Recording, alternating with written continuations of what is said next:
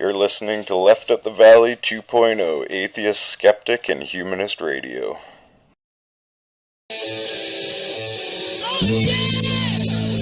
And that song can only mean one thing. Our returning champion, Dr. Ben Davis, is with us. He's a nuclear scientist, physicist. He is a all-around great scientist. He's a snappy dresser, the sassy dancer. Dr. Ben, welcome back to the show. How's it going? It's fantastic, man. It's been such a while. So glad to have you back on the show. I know, right? You always act so excited to see me, and then it's like 6 months before you talk to me again. Maybe It's so. like, you're great. Get the fuck out of here now. Maybe so, but we never forget. We never forget. Oh, perfect. So maybe you'd be so kind to give us a quick bio for those who missed you the last couple of shows you were on as who Dr. Ben Davis is. Oh, you want me to do that?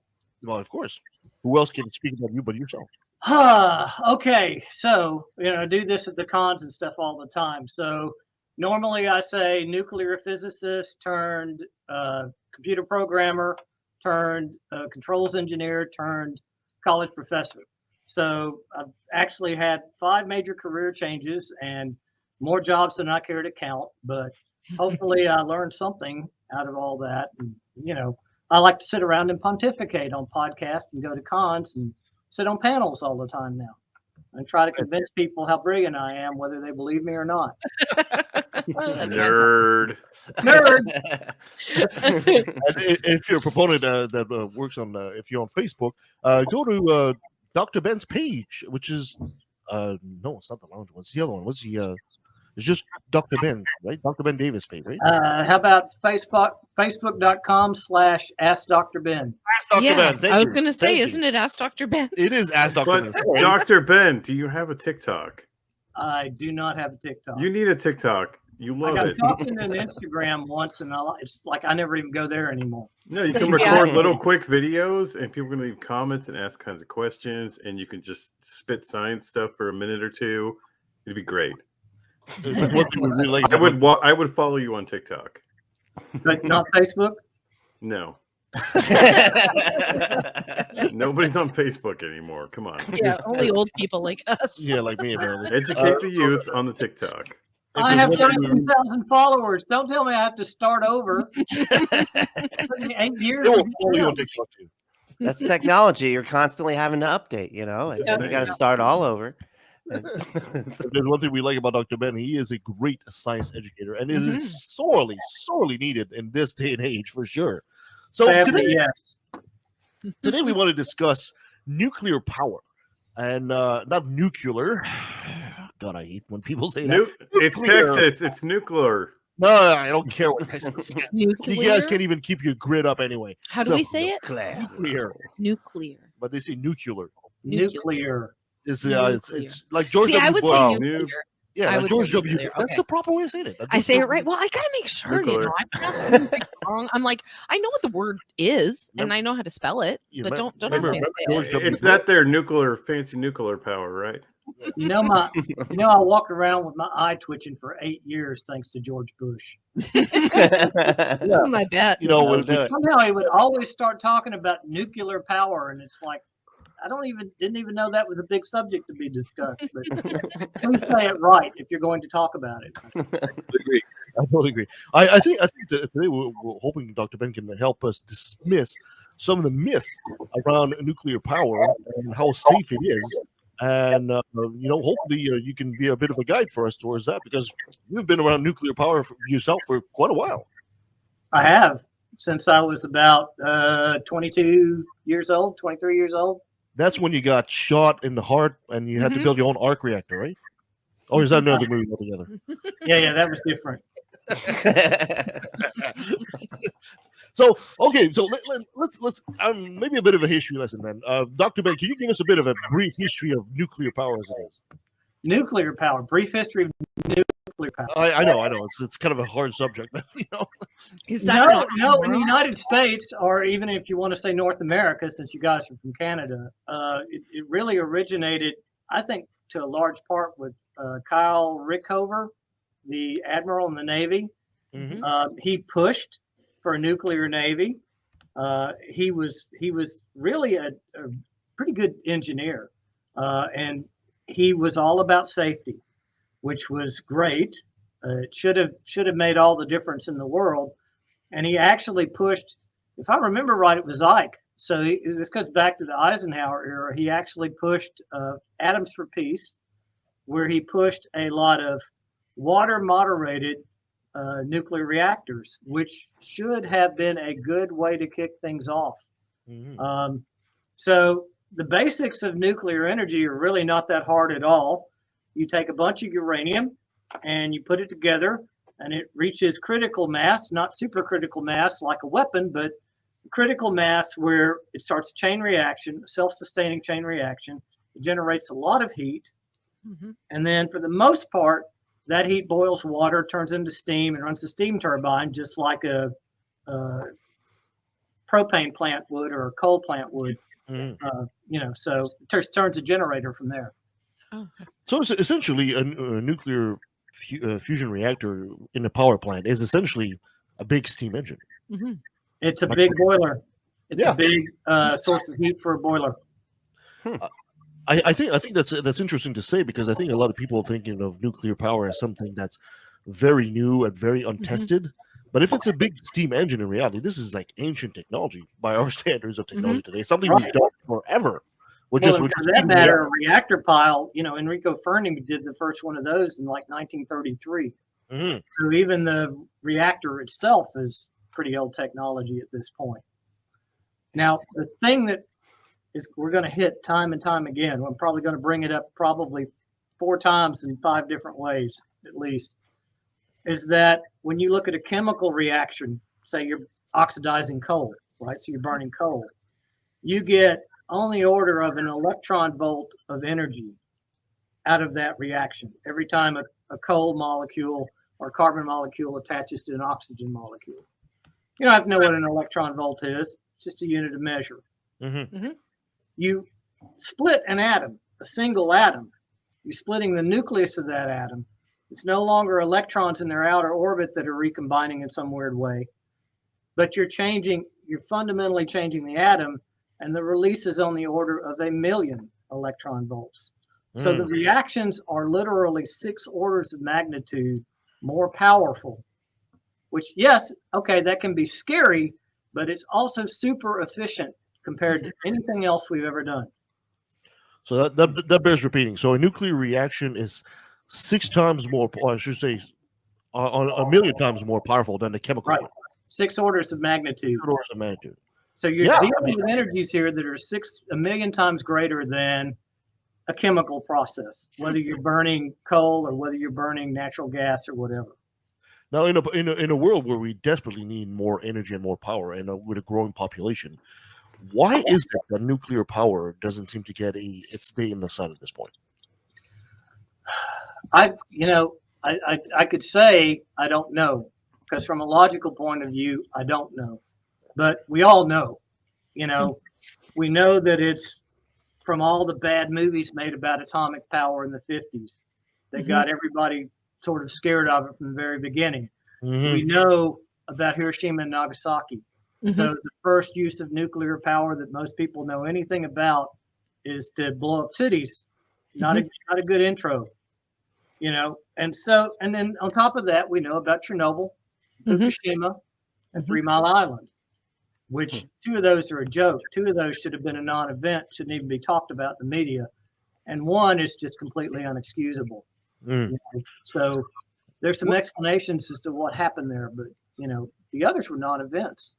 It's ironic to think that 3 events, for lack of a better term, disasters on the nuclear side seem to have more sway with the public opinion than all the thousands of spills that we had with the oil industry, which are just as devastating, if not more, because they take forever to clean. And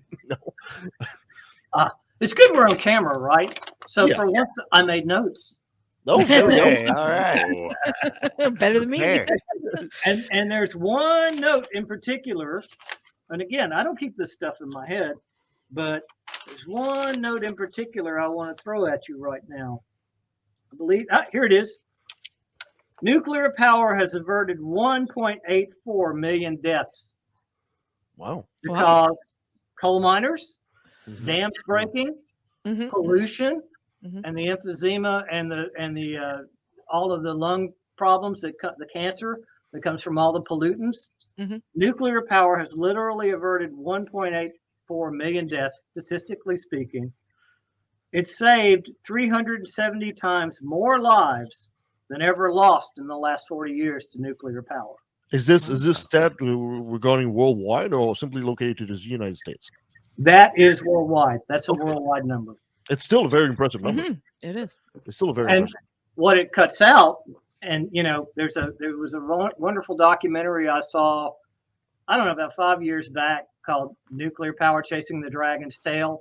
And one of the points that he makes in that particular documentary is that you take all this nuclear power, you take all this waste that everybody gets so upset about, and you actually take out certain byproducts of that waste and you use it in the medical industry.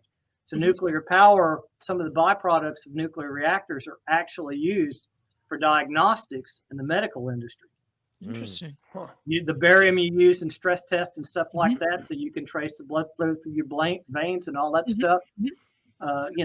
That's all nuclear based. If you didn't have nuclear reactors, you wouldn't have that stuff to play with. They call it nuclear medicine.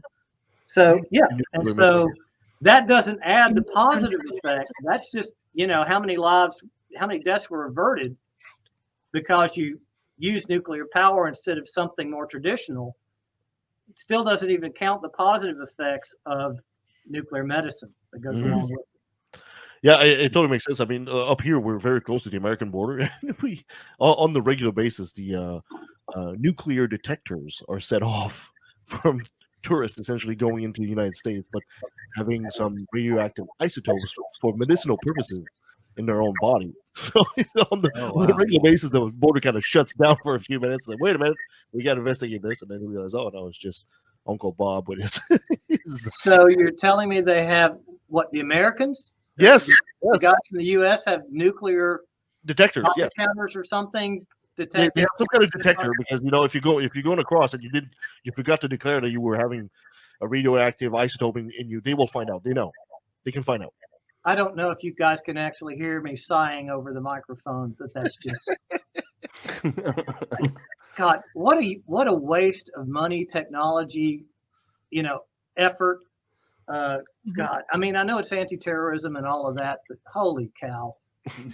You're going to be carrying a nuclear bomb over the border there. That's right. They'll hide it in their coat.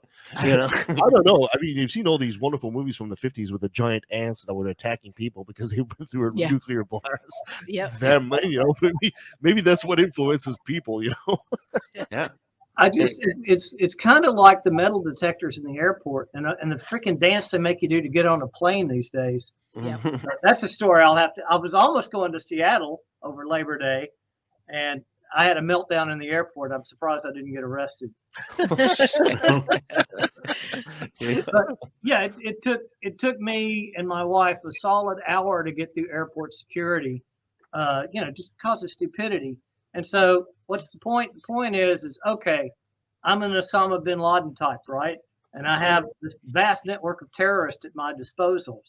And I somehow have managed to make a dirty bomb. I mean, not even a real nuclear bomb, but say a dirty bomb or something that's got nuclear components in it. So I have at least 100 minions working for me. Oh, yeah. And they all have assault rifles. And so this fucking weekend warrior's going to stop them if they decide to cross the border with a nuclear weapon and blow something up. Yeah. I mean,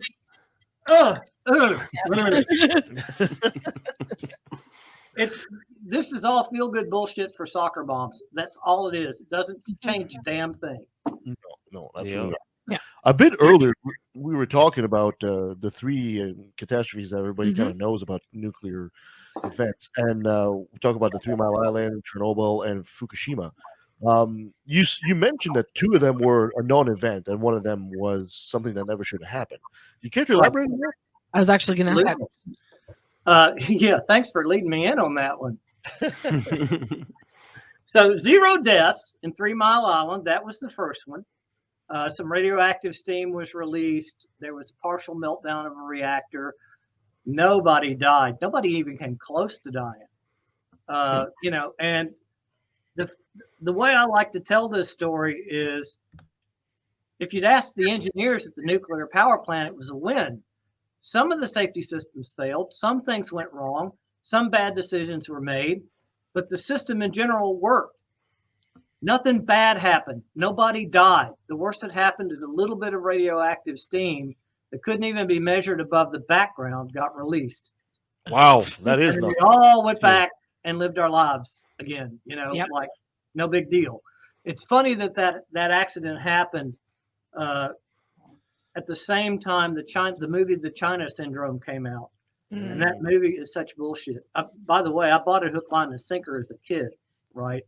But I remember one scene from that movie in particular where they're in the control room and the guy's looking at, and he's like, no, we have coolant water in there. Everything's fine.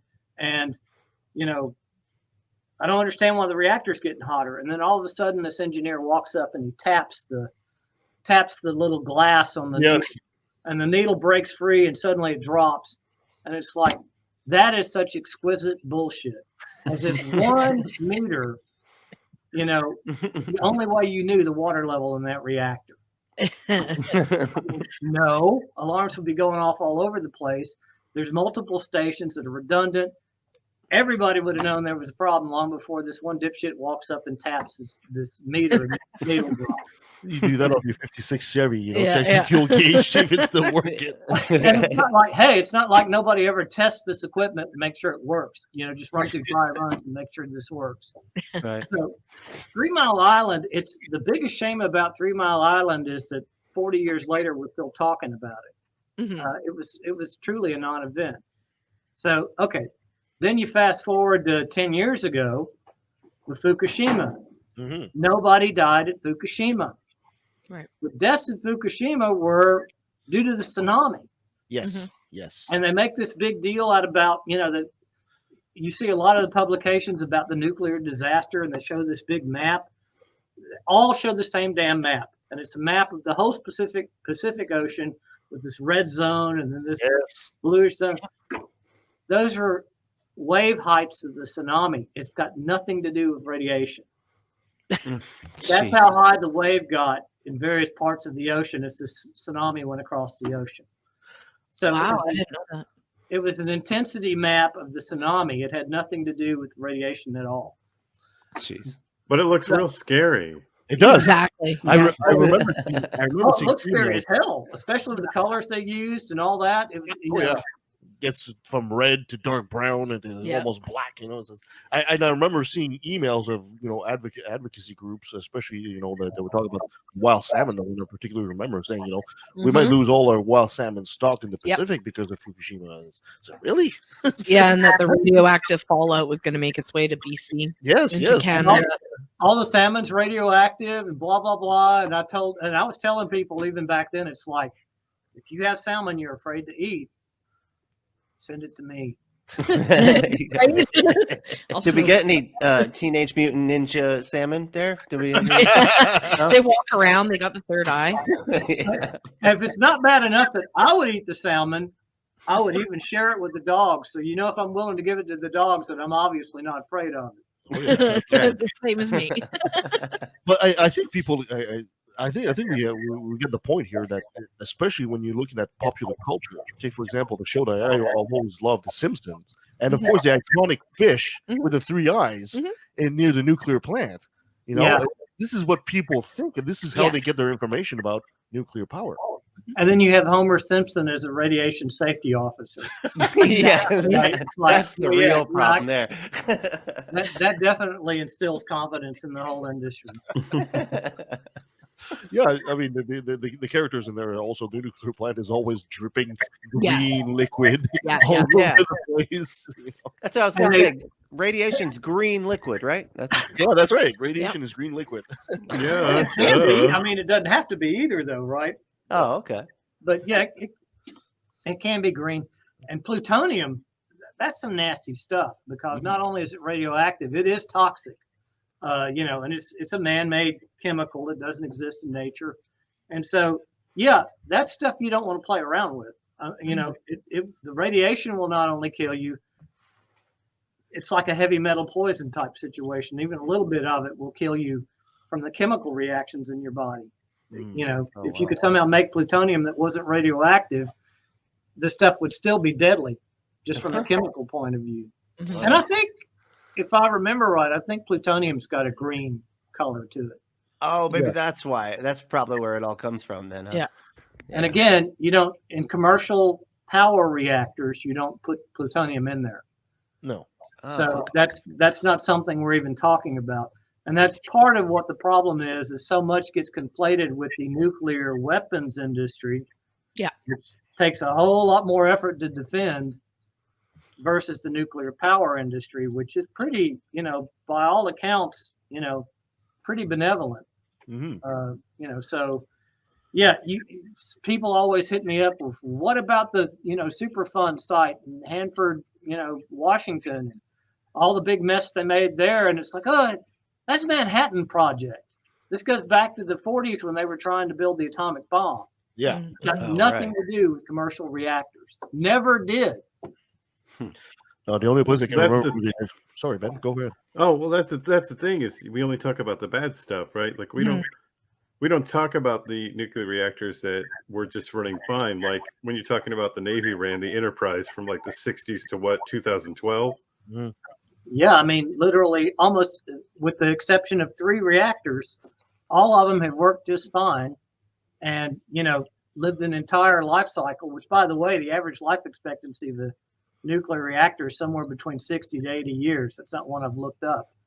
But these things run for 80 years, and most of the time they run without incident at all. Yep. Very interesting. Is it a significant source of power in the U.S.? It is 10% of. It's not bad. Let me think. I think it's actually 20% of U.S. energy. That's quite a bit. It's still overshadowed by coal and gas in the States. More notes. You want me to read my next note at you? Of course. Absolutely. Oh, please do it. Lay it on us. I mean, we want to talk about it from the safety and the environmentalism point of view, but here's the reality of it. In the past decade, renewable energy consumption is up 21 exajoules. Again, you don't have to know what an exajoule is. It's a measure of energy, total energy. Okay. While overall energy is up 51 exajoules. So in the past decade, we've made windmills and solar cells that can generate about 21 exajoules of power. And that's not power, that's total energy, which, you know, let's get our facts straight. So 21 exajoules total. We've consumed 51 exajoules. In the last year, China alone has added 30 gigawatts of coal-fired power, more than offsetting the 17 gigawatts that was retired worldwide. So what am I telling you? I'm telling you that there's 1.2 billion people in this world that don't have electricity, and they want it. And it's not our right to tell them they can't have it. Right. As we sit in our air-conditioned houses, you know, in the light, in the middle of the night, doing podcasts and all the other things we do. Exactly. So it's happening. And if you tell them that nuke's not an option, and it, you know, isn't solar power great, okay, and they'll make as much solar power as they can, but they're never going to make enough solar power and wind power to even keep up with the increases in demand. So it's a game you can't win. Yeah, because according to your numbers there was 31 exajoules of energy that was not from the renewables that was still consumed nonetheless. So that's more coal power plant, that's more thermal. More, We've been able to produce 21 exajoules of energy in the entire renewable sector. Yeah, and we're up 51 exajoules of energy in the same amount of time. Yeah, which means we keep falling further and further behind as time goes on. So where does nuclear energy fall in that? Is it a renewable source? Well, I'm not counting nuclear as a renewable. Okay. Because the environmentalists don't count it as a renewable. Yeah, of course. That is the point we're getting at. Is if you're worried about choking to death in greenhouse gases, this is your only option. People want to act like they have other options. And it's not because, you know, people want to, you know, demonize me and say, you just don't like, you know, wind power and you don't like something. No, do it. knock yourself out, make as much of it as you possibly can, but you're still going to fall short. And now we're back to the point I told you I was going to hit you with at least 4 times before the night was over. It's that factor of 1,000,000 in energy that you get from nuclear power versus any kind of chemical process. You can never outdo 6 orders of magnitude. Right. If you got $1 in your pocket, you can't buy a cup of coffee. But if you got $1 million in your pocket, you can buy whatever the fuck you want. That's very true. And so that's what we're looking at, you know. So to say that nuclear isn't an option, it's horrible, take it off the table, whatever. Okay. Watch the polar ice caps melt. Yeah, you're shooting yourself in the foot. Yeah. Watch the sea levels rise. You know, I'm 57. I'll live a full life. You guys deal with it. I'm with you. I don't. So going back, so we talked about 3 Mile Island. We started talking about Fukushima. What really happened there at Fukushima? Do you have any idea? Was the Oh yeah. They put the backup generators in the basement. The tidal wave came in. Sorry, we don't call it a tidal wave anymore. It's the tsunami, which is a better name for it. You know, it's not got nothing to do with the tides. Tidal wave came in, flooded the basement, and the backup generators didn't work. The power grid went down, and so the cooling pumps didn't work in the nuclear reactors. Nuclear reactors overheated, and you had a meltdown. That's bad. That's a very bad thing. Now, the other thing that we definitely want to get, the other point, we would talk about whatever you want, but the other point we want to get in here is that when you talk about 3 Mile Island, when you talk about Chernobyl, and you talk about Fukushima, you're talking about generation 1 and generation 2 reactors. They go back 30, 40, 50 years. We're up to generation 5 reactors now, and they're passively safe. By passively safe, I mean that you could build what's called a pebble bed reactor. They've done the test. They've actually demonstrated it to people. You build a pebble bed reactor, you're getting power out of it. The operator sits there and randomly turns all the dials and walks away from it. And you cannot make the thing melt down because it's fundamentally different in its design.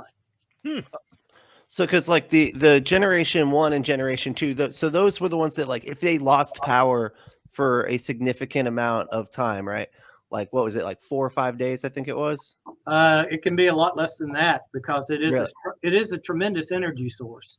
Right. And it does have to be treated with respect, and it is very dangerous, you know. But with great power comes great responsibilities, right? Uncle Ben taught us that. That's right. Uncle Ben and Dr. Ben. I'd say we get it all. So, if you lose your cooling system in a traditional nuclear reactor, you got a real problem because that thing's going to overheat and melt very quickly. Right. It's And like you don't have that radiator in your car. It's going to throw a rod pretty quickly if you keep trying to drive it after that. Right. And so these new ones have gotten around that issue. Yes. Oh wow, that's awesome. Is it just done with like redundant systems that if one fails, this one starts, and if that one fails, this one starts? And if the redundant systems were there even for the generation 2. This is a little different. Like, you know, my personal favorite's a pebble bed reactor. That's why I brought it up. Think of a billiard ball, and you make a couple hundred of these things, and they've all got a certain amount of uranium. They're mostly ceramic, so a billiard ball is a very apt description of them. There's the size and shape and generally the material of a billiard ball, but they've got uranium inside them, spread out through inside them, right? So it's not like a uranium core or anything. And you put them together, they get warm. They get quite hot. You can force hot air through them, and you can run a boiler with them. But they never get hot enough to melt. So even if you turn off the cooling system, even if you turn off the forced air, they'll sit there and get hot, but they never get hot enough to melt. So there's never a problem from beyond there. Wow, that's interesting. Wow. Something a lot of people probably don't know. What is it that makes them stop from overheating like that? There's just not enough close contact between the uranium to generate thousands of degrees of heat. Because like it's in a ceramic nuclear reactor. Because it's in a ceramic casing, essentially. And that's why it doesn't get close enough to actually. That's interesting.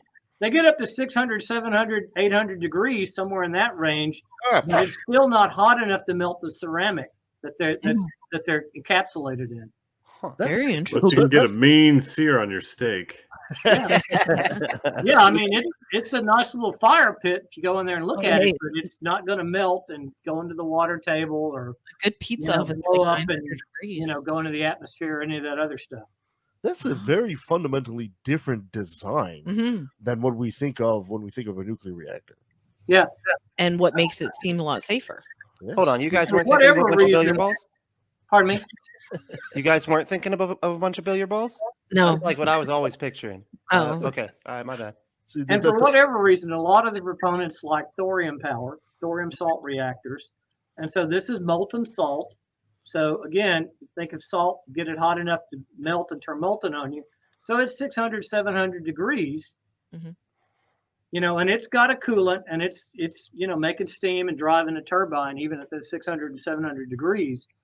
But the thing about that is if the coolant fails, you've got little plugs in the bottom of this because it's liquid, and the fissile material is in the liquid in the thorium salt. You got these little drain plugs in the bottom of this thing that if they go over a certain temperature, they melt. They're made out of some other salt that's got a slightly higher melting point or something. And so these little, if the thorium gets too hot, these little drain plugs melt, and it drains the whole fuel of the reactor down into a big pan where nothing's close enough together to go supercritical on you. wow. Oh, okay. Very So interesting. again, if anything goes really bad, this thing just turns itself off. I love that. That's Jeez. great. That's You know, nice. I was talking to a proponent of nuclear power, and he kept on bringing up thorium. And in my ignorance, I was just listening to them and said, "Okay, that sounds great," but I had no idea about it. Now I'm told thorium is not as powerful an energy producer as something like uranium, but it's much safer. Would you say? That's right. These guys do tend to run at lower temperatures. And again, you think about design projects from the 50s, the 40s and 50s. They were like, give me all the power and all the heat you can, I'll drive a turbine with it. And they assumed that their safety systems would be good enough to keep everything in check, So they weren't as worried about catastrophic failure as they probably should have been with a power source that's fundamentally 1,000,000 times more powerful than anything they've ever dealt with before. Yeah. But just because they didn't design it right in the beginning doesn't mean that you couldn't design it right.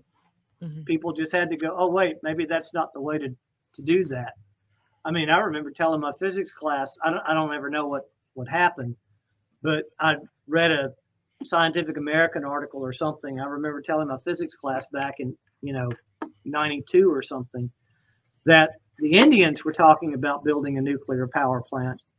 And they were going to build them at the base of the Himalayas. And somebody came along and said, guys, maybe you don't want to build a nuclear power plant on a fault zone. Maybe, Probably not a good idea. maybe you should skip that. So it's great. I mean, I have as much faith in technology as anybody, but, people have a little bit too much faith in technology sometimes, Do the simple stuff first, like don't build your nuclear power plants on the fault zones. You do that, you'll probably be okay. You make them to where they're passively safe, and then you're probably even more likely to be okay. But this is the next level. This is what we have to do to progress as human beings. And are we going to make mistakes as we go? The thing that kills me is all the people that talk about fusion power. And it's like, we'll just skip nuclear power and go to fusion. Yeah. Okay. Let's take a 100 million degree, plasma and confine it in a magnetic field and ask what happens when the magnetic bottle fails on you. Yeah. Shit. That doesn't, just because nothing's tarnished this particular technology yet, because they can't even get it to work, doesn't mean that there's not going to be an accident with it, particularly if you don't think really hard about how to design it. A question out of left field there. You were talking about fusion. For the longest time, people have been talking about cold fusion. Is that really something that can actually happen, or is that just like a Oh, that was unfortunate. I was in grad school when that happened. That was our buddy Pons and Fleshman out there in Brigham Young University out in Salt Lake City. Damn Mormons. Oh, Uh, Uh, They usually do a little Oh, better break than 'em. this, dotting their I's and crossing their T's. They reported cold fusion. We all got excited about it. mhm. It was, the idea was is that you had a lattice work of some metals, some exotic metals, and you ran chemical reactions that then forced the nuclei at the surface of these metals to come in and get close enough together that the fusion reaction occurred. And it sounded really cool that you could use a chemical process to get these nuclei close enough together, even though the repelling energy, Yeah. like charges repel, right? Mhm. Even though the repelling energy is monstrously high, we all got excited about it. It's like, we got to reproduce this experiment. And so all these labs went out and tried to reproduce their experiment. It's like, we can't get this to work. Oh. And I so, mean, something out of a religious school failed the scientific method, really? Right, especially a sure. religious school that believes you can get prophecy from a rock in a hat. Yeah. the guy that sticks his head in a hat and reads the golden plates that, I mean, I don't know how he knows they're Nobody golden, else but can somebody else can see them, right? Right. How can they be invisible and golden at the same time? He Some kind bid of- it. He bid it like a coin. It's It was Braille. It was Braille. Tasted right. Okay. Ancient Egyptian Braille. So back So- to back So to then there was a big investigation because it's like, what went wrong? I mean, nobody's accusing them or whatever. It's like, scientists make mistakes. We're all human. Sure. There was a big investigation as to what went wrong, and they sent a bunch of high-powered scientists out there, and they looked, and it was not obvious, what had gone wrong. But eventually, somebody figured out that they had a vacuum pump underneath the bench where they'd set up their experiment. And, vacuum pump's a motor at its core. And so when they needed to make a vacuum, the vacuum pump would run, the motor would get hot, the heat would rise from the vacuum pump, come up through the table, and ever so slightly warm up their solution, which they were attributing to fusion reactions. And it was nothing more than thermal effects from this vacuum pump underneath the table. It was convection. That's funny. Interesting. Yeah, so you move the vacuum pump over to the left a little bit, suddenly no heat. Yeah, you get a longer hose, you move the vacuum pump across the room, and suddenly your cold fusion goes away. Shit. Well, Interesting. But at least it's vacuum seal fresh. Yes. yeah. Yeah. True. Your atoms are always nice and fresh in a nice steel bag. So obviously society hasn't accepted nuclear energy really anywhere. Can we attribute a lot of that to Chernobyl then? Well, no, actually, Chernobyl, I was sitting there. That was, if I remember right, that was somewhere around 1988. Yeah, I was a senior in college, and it was before I'd even decided to go into nuclear physics. I was just a physics major. I didn't know what specialty I was going to go into, but I was looking at that going, this is going to kill the nuclear industry. This is the last nail in the coffin, because it was way worse than 3 Mile Island or anything else. But it's like, oh boy, there's some ammunition for Greenpeace to lose their shit over. Yep. And it's unfortunate. It was basically a Generation 1 reactor that was had graphite moderators in it instead of water, and it was actually working. And they did some crazy test on it. They turned off the control systems in the middle of the night to see what would happen. Oh my. And they were trying to make sure that the backup systems worked, and the backup systems didn't work.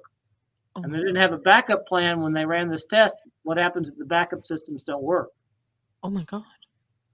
And so now you have an overheating reactor. This is where this went wrong. You have an overheating reactor. You basically have coal in the middle of this overheating reactor, and it builds up pressure. It explodes, which means now you have oxygen coming in from the outside and hitting this coal.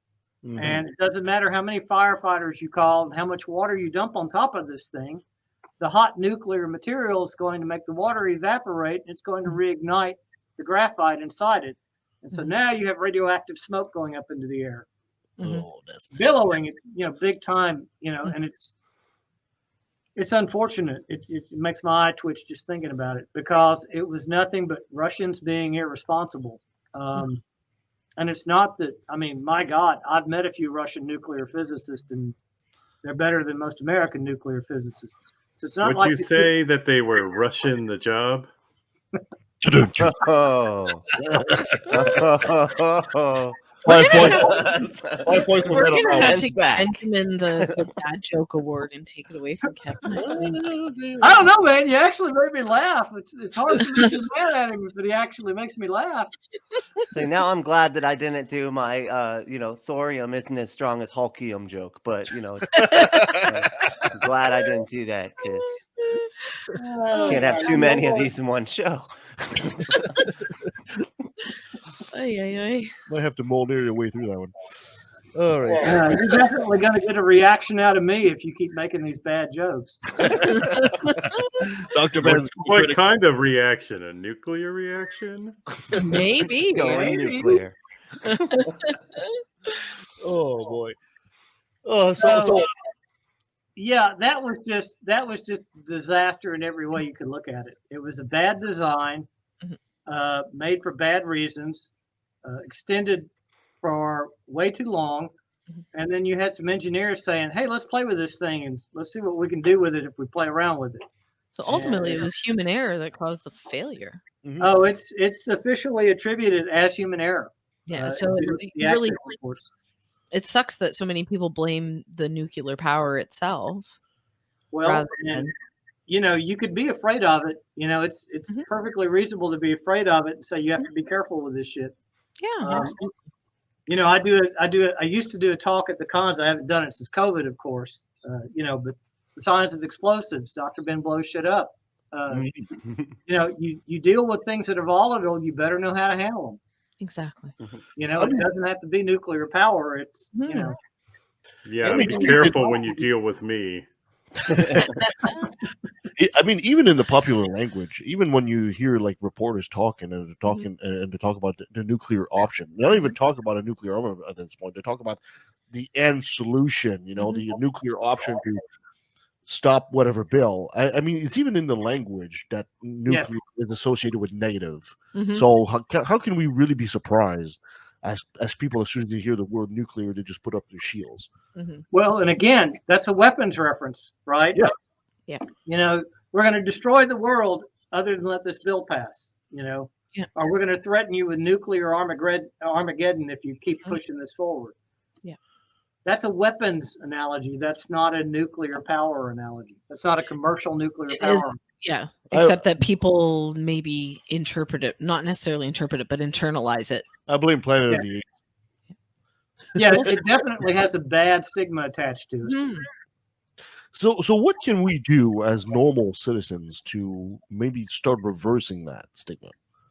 I mean, aside listening to this podcast. It's difficult to say, and I think that's part of the problem. Is that the people that are against it feel very strongly about it, and they are very vocal about it. And the people that are for it, okay, go do it. There's no complaints coming out of them. There's no verbiage coming out of them because they're okay with it being there. Yeah. So it's the greasy, I'm sorry, it's the squeaky wheel. That gets the grease. Yeah. That get greased, right? Yeah. With a greasy wheel that's squeaking or whatever you want to say, because the types that are doing this.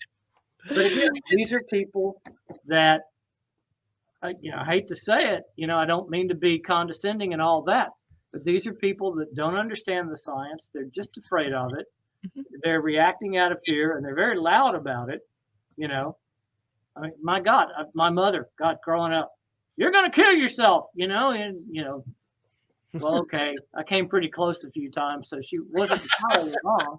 But anytime I wanted to do anything, Mom was like, you're going to kill yourself. You got to know you're not going to do that. You just reflexively know, and that's not how you make progress with things. You can't just reflexively say no to everything. The 5G is going to give you the coronavirus. That's right. Yeah, pretty much. I mean, even when you think about it, one of the biggest proponents of nuclear power is the U.S. military. I mean, most of their ships are running on nuclear, their battleship and stuff like that. Their submarines, right? They're not running on diesel anymore. But yet again, you have this association with the military and weapons because they're using nuclear power. So yeah, even nuclear power was proved out, through the military before it was used commercially. Yeah, exactly. So you would think that civilians would realize, hey, we've been powering our nuclear subs forever without any incidents. Maybe this is what they can look into. Yeah. And it might be that some things got covered up. It's entirely possible. But how many ships have you ever heard of having a nuclear incident? With their power plants, Exactly. submarines or whatever. The Russians were purported to have a problem, but again, that was back during the Cold War, kept super secret. And maybe it happened, maybe it didn't, kind of thing. There was one case. I mean, the United States actually built a salvage ship to go out there and get the sub that blew up and sank. So it did happen once, even though we don't know exactly what happened. It probably was related to an explosion, in the reactor. Yeah. But again, it was an older submarine. It was the Russians probably not adhering to safety standards in the middle of the Cold War as tightly as they should have. But yeah, this is, I'll grant that to anybody. This is stuff you don't play with. If you're going to use it, you have to use it responsibly and carefully. So nothing wrong with that. It's just the idea that, that you shouldn't use it at all. I don't like anybody telling me you shouldn't do something at all. No, it's such a weak argument because it's akin to somebody saying we shouldn't drive cars because the Model T was dangerous. Yeah. Well, yeah, but we have progressed since the Model T, and we've done the same thing with nuclear power. We have, like you said, 5th generation reactors. By the way, would it be possible to build one of these reactors in outer space? You could, the problem there, like if you had a moon base or something, that would be a little helpful. Yeah, I'm just thinking you need a really big extension cord all the way down to Earth. But you can actually transmit. It's not super efficient, but you can actually transmit energy, via, like a big satellite dish or something. There are people that have talked about some things like this.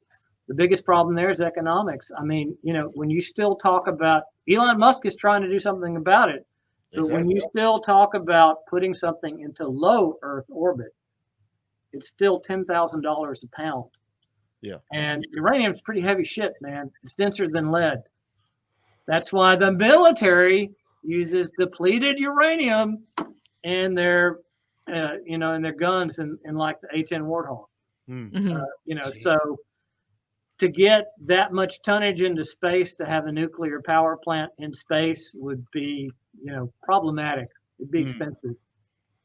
I see. Speaking of uranium, I know that during the Trump election in 2016, it was a big topic of conversation. A lot of people were saying that uranium is depleting as a resource. Is there any truth to that? We're running out of uranium. Oh dear God, no! What the hell were they even saying with that? Well, there was this whole thing with Hillary Clinton selling the rights of uranium to Russia and all that stuff. It was all nonsense. But yeah, I do remember something about that. Amidst all that, there were people saying that we're running out of uranium worldwide. I don't think so. Here's the deal. This is another thing because we haven't talked about the waste yet, right? So your typical water reactor, 1950s vintage, atoms for peace, all that, use uranium-235. Uranium-235 is about 1% of all the uranium ore. It's the really fissile stuff. Okay. You can make a breeder reactor that turns all the common uranium-238 into something more fissile. I hate to say plutonium, but that is what we're talking about here. So there are reactor designs that are more than happy to burn the fuel that's already out there and get a lot more power out of it than was ever gotten out of it originally, because even the concentrated fuel that they put in reactors is only about 3% U-235, which means if you build a reactor that can burn U-238, and you can build a reactor that burns U-238, that's not a dispute. It's not something that's done on paper and has never been tried. It's been done. Okay. So you can build reactors that burn U-238, and we could start by burning all the waste that everybody's worried about. And that probably keep us going for the next 100 years or so. And then we can worry about whether we're running out of uranium ore or not. What if we burn all the nuclear waste? Aren't we going to not have any Godzillas running around? Oh, yeah, that'd be a real problem, not having Godzilla running around. Godzilla running around. How are we going to fight the Megazord? You know what I'm saying? Yeah, exactly. Right? It's like you got to take the bad with the good. You're not going to have the Incredible Hulk running around either, probably. That's right. Excuse me, that was gamma radiation. Yes, Same difference. It's green. Dr. Ben, in finishing there, my friend, if I was to ask you, where do you think the future of nuclear power lies? What would your answer be? It's been looking really bleak for a long, long time. But as I prepared my notes for this talk, it's really what I'm deciding from all of this is that people can bitch about it all they want, but eventually folks are going to have to come to the conclusion that you cannot live without it. Literally, the world cannot live without it. So it's just a question of how bad you're going to let things get before somebody finally says, we're going to have to start building nuclear plants. We're either going to have to start building nuclear plants or start living in the dark. Those are the options. And nobody's going to opt for living in the dark. Yeah. Everybody wants to be an environmentalist until you cut their power off. Yeah. They're not environmentalists anymore. No, there are plenty of countries in Europe, like France, for example, has got a ton of nuclear power, and they've had no issue whatsoever. 75%. They don't have a lot of natural resources, and France has been running at around 75% nuclear power since the end of World War II. Yeah, that's pretty amazing. And France has not had any accidents. And it begs the question, why have France not had any of these incidents? And a lot of that has to do with France has built a lot of nuclear reactors. They've standardized parts. They have control systems that are in place and standardized. And they have a big training program for all the plant owners. And not every plant they make is a one-off customization of some other plant somebody made 30 years ago. Wow. It's just like one of the wheels fall off your car. Well, wheels don't fall off your goddamn car because they've been making cars for 100 years. And they've made millions of them. And the cars have become a lot more reliable. The more of them they make, the more mistakes they learn from. Exactly. Dr. Ben, thank you so much for being with us on the show today. Really, really appreciate this look into nuclear power. If people want to find out more about Ask Dr. Ben and everything like that, where can they find you? Well, you know where you can find me. You can find me on Facebook.com/AskDrBen. DR, not doctor spelled out. And of course, there's AskDrBen.org, which is my website. Perfect. And soon to be also Ask Dr. Ben on TikTok, right? Hopefully. Fingers crossed. Serious, look into I'm kind of having my day with social media. I don't know if I give up on Facebook, I don't know if I'm going to do it again. It's kind of exhausting. It's great. All you got to do is point to stuff. You just type out the information, and you're like, all you have to do is literally you just download TikTok and you just hit record and you just talk about something for a minute and then you just put it out there in the world. A minute. I might have time to myself. You can go a little bit longer, but generally most people are watching for about a minute. We've been going an hour, right? When have you heard me talk about anything? Look, you can do a series. People love part 2s and 3s.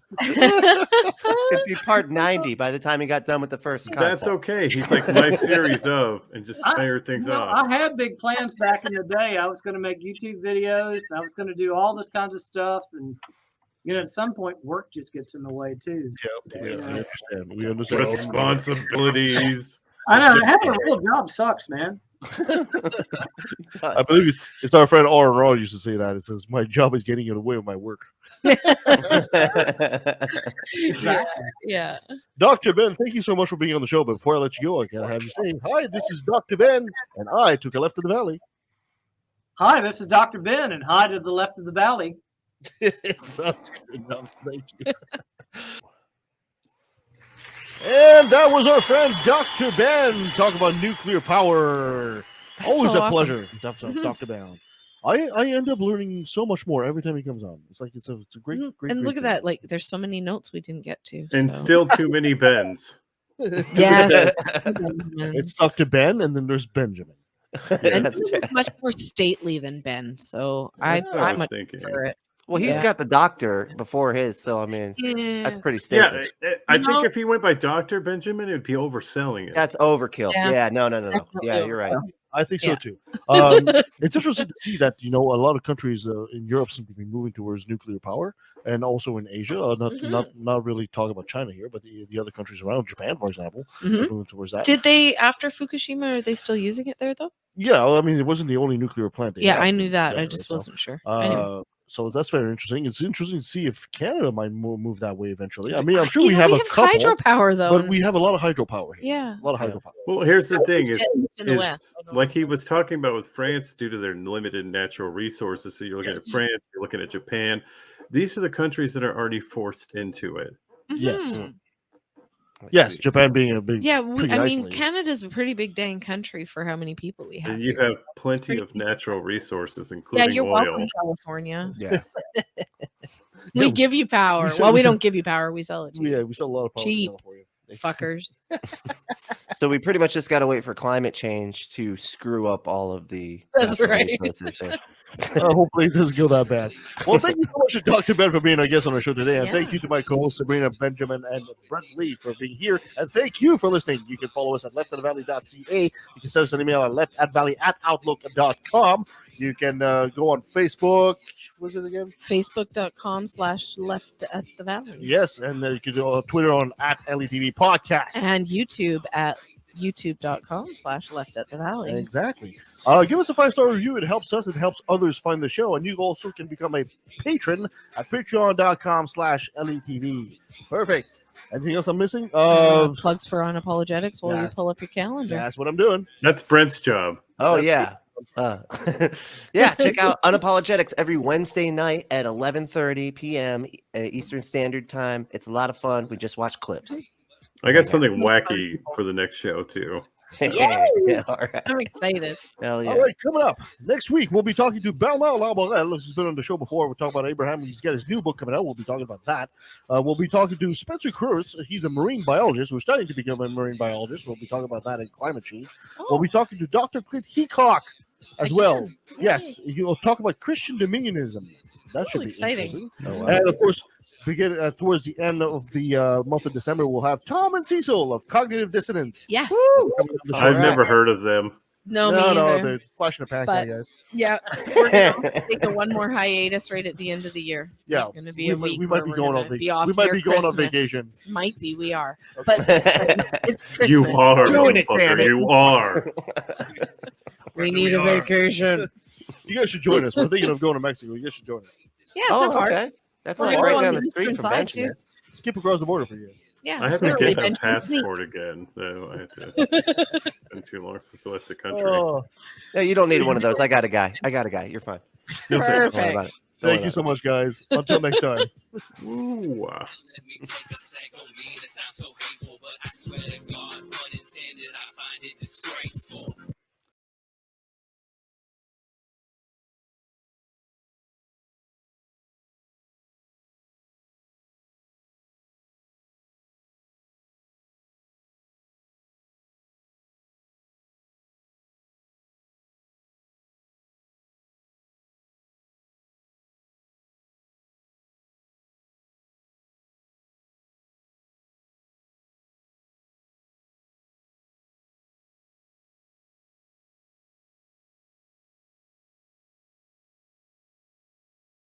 And we're apart.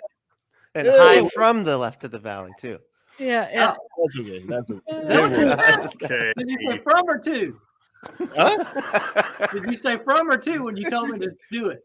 No, No, you're good. You got it. I- I'm just messing with you. I Okay. took a left of the valley. Like taking a left. You took a left. You take a left at the valley. Well, tell me one more time what you want me to tell you. What time it is. It's too late. It's in the We database. need like it's cue over. cards for this, Kevin. Wait, didn't we lay a track down for this already? Yeah, he Dr. sent me Ben, Explain it, Nothing Owen. left of the valley or whatever the